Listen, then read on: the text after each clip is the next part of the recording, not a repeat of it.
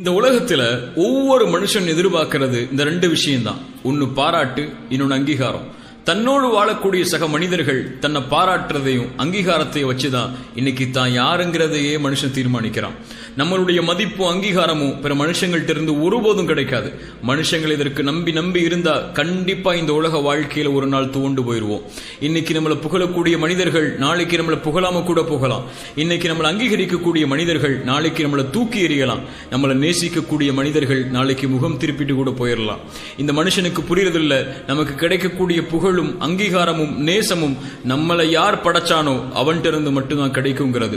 என்னைக்குமே உங்களோடு வாழக்கூடிய சக மனிதர்கள் நீங்க யாருங்கிறத தீர்மானிக்க கூடாது. உங்களை படைச்சவன் தான் தீர்மானிக்கணும் நீங்க யாருன்னு.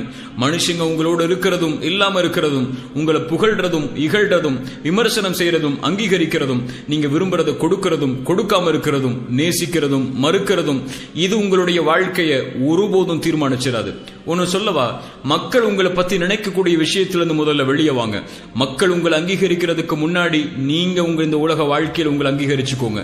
உங்கள்கிட்ட எல்லாமே இருக்குன்னு நினைங்க. படைச்சவன் எல்லாத்தையும் உங்களுக்கு கொடுத்திருக்கான்.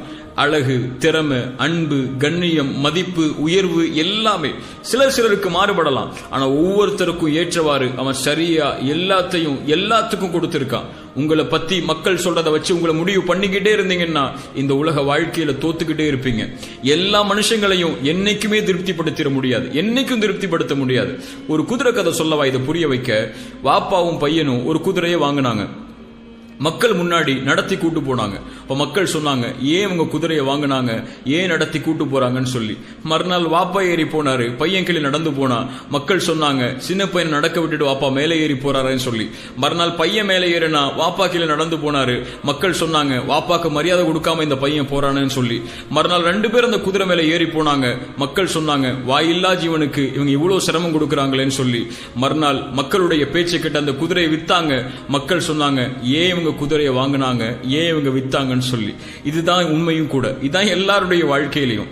எங்கேயாவது நீங்க போனீங்கன்னா போட்டோக்கு போஸ்ட் கொடுத்தீங்கன்னா, ஏன் போட்டோக்கு எல்லாம் போஸ்ட் கொடுக்கறாருன்னு சொல்லுவாங்க. கொடுக்கலன்னா பிஹேவ் பண்றாருன்னு சொல்லுவாங்க. தலப்பா கெட்டுனா அரபு ட்ரெஸ் போட்டா வேஷம் போறாருன்னு சொல்லுவாங்க. நார்மலா மக்கள் போடுற மாதிரி ட்ரெஸ் பண்ணா ஏன் இப்படி எல்லாம் இவர் ட்ரெஸ் பண்றாருன்னு சொல்லுவாங்க. இப்படியே மற்றவங்களுடைய கருத்துக்கும் பேச்சுக்கும் முக்கியத்துவம் கொடுத்துக்கிட்டே இருந்தீங்கன்னா கடைசி வரை உங்களை நீங்க மாத்திக்கிட்டே தான் இருக்கணும். கொஞ்சம் கால பிறகு உங்களுடைய வாழ்க்கையை நீங்க திரும்பி பார்த்தீங்கன்னா உங்களுக்குன்னு அந்த வாழ்க்கையில எதுவுமே இருக்காது. இன்னைக்கு சில மனிதர்களை பார்க்கலாம், என் பெற்றோர்கள் சரியா வளர்க்கல, எனக்கு யாருமே அன்பு காட்டல, என் மனைவி என்ன நேசிக்கல, என் நிறுவனத்தில் எனக்கு தகுதியான வேலை கொடுக்கல, என்னுடைய பிள்ளைகள் என்ன மதிக்கல, இப்படியே சொல்லக்கூடிய பலரை நம்மளை சுத்தி பார்க்கிறோம். கண்ணியமா சொல்றேன், இதெல்லாம் எதிர்பார்த்தீங்கன்னா அதெல்லாம் உங்களுக்கு தேவை இருக்குன்னு அர்த்தம். அந்த தேவைகள் நிறைவேறலன்னா உங்களுடைய பாதையை அந்த எண்ணங்களே முடிவுக்கு கொண்டு வந்துடும். முதல்ல உங்களுடைய பாதையை தடுக்கக்கூடிய விஷயத்தை உங்கள்ட்ட இருந்து தூக்கி எறிங்க. மனுஷங்க உங்களை புகழட்டும் இகழட்டும், ஏற்றுக்கொள்ளட்டும் நிராகரிக்கட்டும், அன்பு காட்டட்டும் மறுக்கட்டும், இதுவெல்லாம் உங்களுடைய வாழ்க்கையுடைய அங்கீகாரத்தை முடிவு செஞ்சிடாது. உங்களுடைய இறைவன் தான் உங்களுடைய வாழ்க்கையுடைய அங்கீகாரத்தை முடிவு செய்யணும். உங்களுடைய பாதையை நீங்க முடிவு செய்யுங்க. தனியா தான் வந்தோம் இந்த உலகத்துக்கு, தனியா தான் போகவும் போறோம். நாளைக்கு தனியா தான் நம்மளை படைச்சவனும் நம்மளை விசாரிக்க போறான். நம்ம செயலுக்கு நம்ம தான் பொறுப்பாக போறோம். படைச்சவன் அவன் சொன்னானே ஏன் கேட்கல, இவன் சொன்னானே ஏன் கேட்கல, அவன் அப்படி மாத்த சொன்னானே ஏன் உன் வாழ்க்கையை மாத்தல, அப்படி ட்ரெஸ் பண்ண சொன்னானே ஏன் போடல, இப்படி எல்லாம் கேட்க போறது இல்ல. நான் சொன்னபடி இந்த உலக வாழ்க்கையில வாழ்ந்தியான்னு தான் கேட்க போறான்.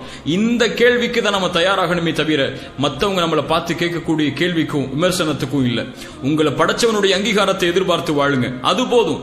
அவன் அங்கீகரிச்சா போதும், உலகமே உங்களை அங்கீகரிக்கும். அவன் உங்களை அங்கீகரிக்கலனா யாருடைய அங்கீகாரம் இந்த உலகத்துல கிடைச்சாலும் அதுக்கு பலன் இல்லை. அவன் உங்களை அங்கீகரிக்கிறதும் சாதாரண விஷயம் அல்ல. அவனுக்கு கட்டுப்பட்டா, அவனுக்கு பயந்து வாழ்ந்தா மட்டும்தான் அவன் அவர்களை அங்கீகரிப்பான். இது நான் உங்களுக்கு புரிய வைக்க நினைக்கக்கூடிய வார்த்தைகள் இல்ல. நான் எனக்கே என் உள்ளத்துக்கு புரிய வைக்க முயற்சிக்கும் வார்த்தைகள் தான்.